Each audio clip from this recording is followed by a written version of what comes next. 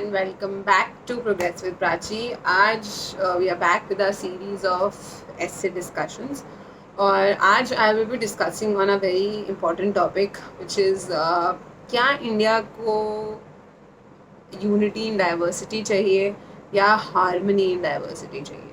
So I will be promoting as India needs harmony in diversity and not unity in diversity, because unity in diversity तो हमने देखा, but क्या वो unity sustain कर रही है, क्या अभी भी वो यूनिटी एग्जिस्ट कर रही है, और इट हैज़ चेंज्ड और it is the harmony which we need right.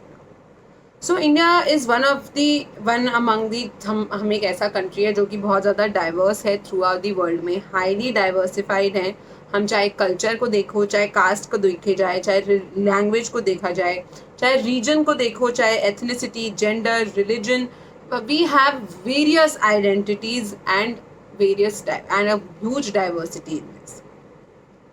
Today India और इतनी सारी डाइवर्सिटी होने के बावजूद आज की डेट में इंडिया एटलीस्ट 50 से ज़्यादा कम्युनल इंसिडेंट्स को बेयर करता है इन एन ईयर. एक साल में कम से कम 50 ऐसे इंसिडेंट्स हो जाते हैं हमारी कंट्री में जो कि कम्युनिस्ट होते हैं, जो कि कम्युनिटी जो कि इस डाइवर्सिटी के लिए एक चैलेंज पोज करते हैं.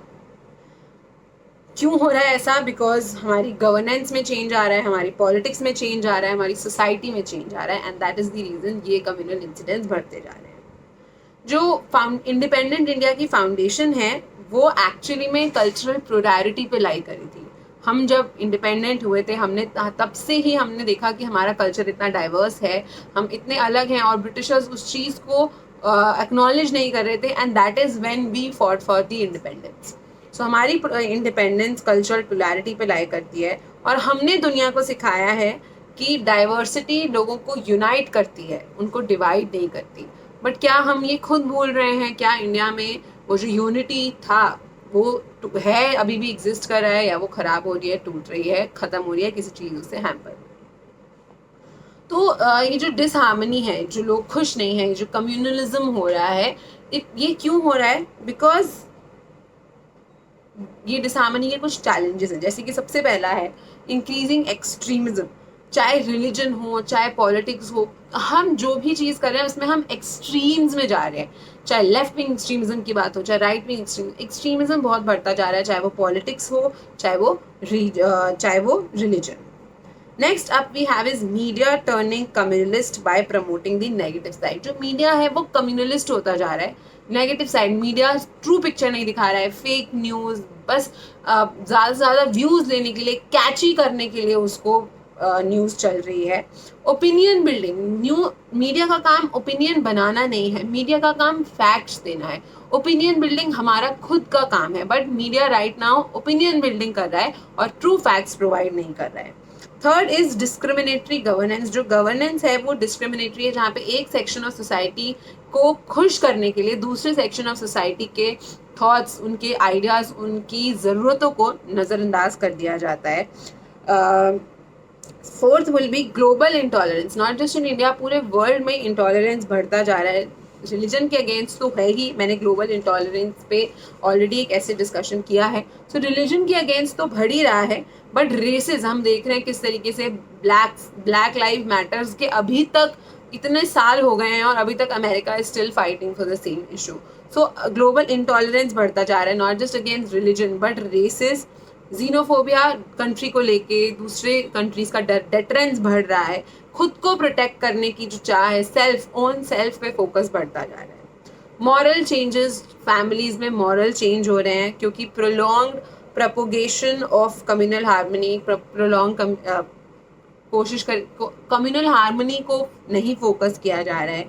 सुपीरियोरिटी, यानी कि सब लोगों को अपना बढ़कर दिखाना है. जो नोशन है सुपीरियोरिटी का वो बहुत ज़्यादा पावरफुल हो गया, चाहे इकोनॉमी की बात करें और लोग अपने पावर एक्वायर करना चाहते हैं. हर किसी में पावर एक्वायरिंग की जो वो है, सुपीरियर बनना है, अपनी पावर इंक्रीज करनी है. चाहे वो इकोनॉमी के थ्रू हो, चाहे वो पॉलिटी के थ्रू हो, चाहे आप रिलीजन को यूज़ करना पड़े, चाहे कुछ भी आपको करना पड़े, गलत तरीका भी करना पड़े, but people are investing in their power. अपनी सुपीरियोरिटी बढ़ाने की कोशिश कर रहे हैं, which is creating this harm.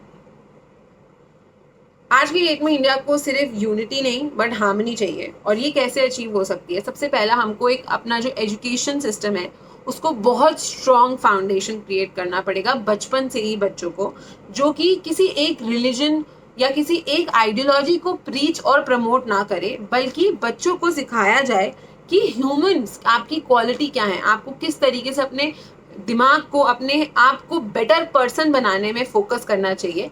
ये सारी चीज़ें एजुकेशनल, एक गुड एजुकेशनल फाउंडेशन की ज़रूरत है। हमें अवेयरनेस बढ़ानी पड़ेगी कि लोग अपनी एक बैलेंस मेंटेन कर सकें अपनी लाइफ में। मीडिया को ओपन एंडेड होना चाहिए, कहीं कोई कंक्लूजन्स प्रोवाइड नहीं करने चाहिए, किसी भी को भी फेवरेबल नहीं होना चाहिए, किसी भी एक पर्टिकुलर एरिया को फेवरेबल नहीं होना चाहिए। Questioning and curiosity should be encourage. Questioning, curiosity, ये सारी चीज़ें हमें लोगों में इनकरेज की, हर चीज़ जो आपको दी जा रही है जैसे आपको मिल रही है उसको एज इट इज़ एक्सेप्ट नहीं करना है, उससे क्वेश्चंस पूछना है, उससे रीजनिंग पूछना है कि वाई, व्हाट, क्वेश्चन करो, क्यूरियोसिटी किल नहीं होना चाहिए।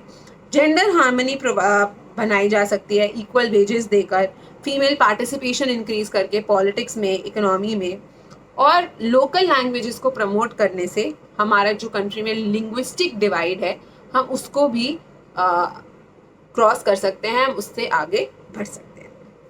इंडियन गवर्नमेंट ने यूनिटी, स्टैचू ऑफ यूनिटी बनाया, हम यूनिटी रन्स करा रहे हैं, बट क्या ये इनफ है यूनिटी की फीलिंग जगाने के लिए? क्या ये स्टैचू ऑफ यूनिटी बना देने से यूनिटी हो जाएगी, हार्मनी हो जाएगी? सो नो, इंडिया की पॉलिटिकल इंडिपेंडेंस होते ही हम एक कल्चरल कोलोनियलिज्म का शिकार हो गए, जिसमें एक्सट्रीमिज्म, आइसोलेशन, और अगर इसी तरीके से चलता रहा तो हम इंटरनेशनल वर्ल्ड से, हम इंटरनेशनल नेटवर्क से पूरी तरीके से आइसोलेट हो जाएंगे। और वे फॉरवर्ड इस चीज़ में हम आगे कैसे बढ़ सकते हैं, हम क्या कर सकते हैं, वो इसमें नहीं है कि हम ये देखें कि लोग कहाँ से आ रहे हैं, बल्कि इसमें है कि हम ये देखें कि लोग कहाँ जा रहे हैं। सो अगर इंग्लिश में मैं इसको बोलूँ, so we should not look that where the person is coming from, but support in where the person is willing to go. So ये सारी चीज़ों से हम थोड़ी हार्मनी बिल्ड कर सकते हैं और इंडिया को एक बेटर प्लेस बना सकते हैं to live. Thank you and have a nice day.